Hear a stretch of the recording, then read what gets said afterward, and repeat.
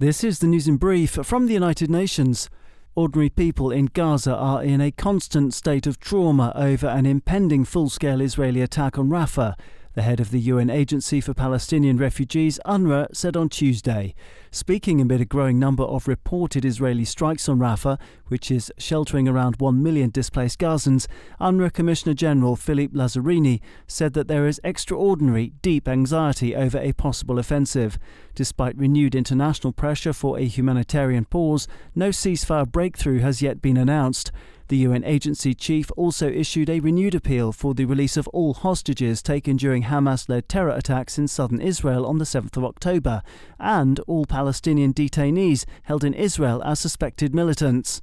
They have described to us waterboarding, severe beatings, attack by dogs, being forced to hold stress position for hours, sometimes 12 hours, 24 hours, and being forced to wear diaper instead of accessing the toilet. Gaza's hunger crisis has not gone away and continues to get worse, despite a small increase in aid relief deliveries to the north this month, the UNRWA chief said. Children as young as 4 are being forced to go to work in Lebanon amid a massive collapse in humanitarian funding, UN child experts said on Tuesday. In a call for an immediate end to the war in Gaza, which sparked intensifying exchanges of fire between armed militants Hezbollah and the Israeli military, the UN Children's Fund UNICEF warned that airstrikes are hitting deeper and deeper into Lebanon. So far, 344 people have been killed, including 8 youngsters, and more than 90,000 have been displaced. In a sign of the deteriorating humanitarian situation in Lebanon linked to the crisis, the UN agency warned that rates of wasting were found to be unexpectedly high among children living in informal tented settlements for the displaced. Here's Etty Higgins, UNICEF Lebanon Deputy Head of Office. Indeed, we're seeing families now, they're sending the entire family out for begging. They're forcing children as young as 4 to work in agriculture. I spoke to a doctor recently who said that he had 7-year-olds coming to him with back problems because of the heavy loads of trash that they're carrying on a daily basis. Inside Lebanon, UNICEF reported that key water sanitation infrastructure has been destroyed, leaving around 100,000 people now denied access to clean drinking water.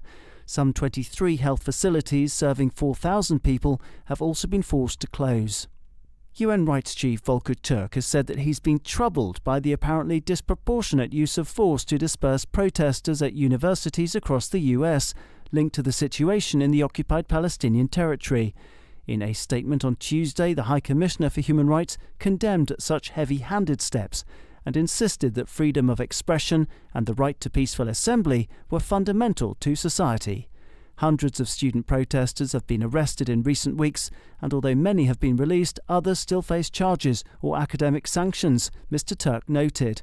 The UN's top rights official emphasised that anti-Semitic conduct and speech were totally unacceptable and deeply disturbing, just as anti-Arab and anti-Palestinian rhetoric and conduct were equally reprehensible. Mr. Türk urged universities and law enforcement to let their actions be guided by human rights law so that vibrant debate could take place. The legitimate exercise of people's freedom of expression must not be confused with incitement to violence and hatred, the High Commissioner insisted. Daniel Johnson, UN News.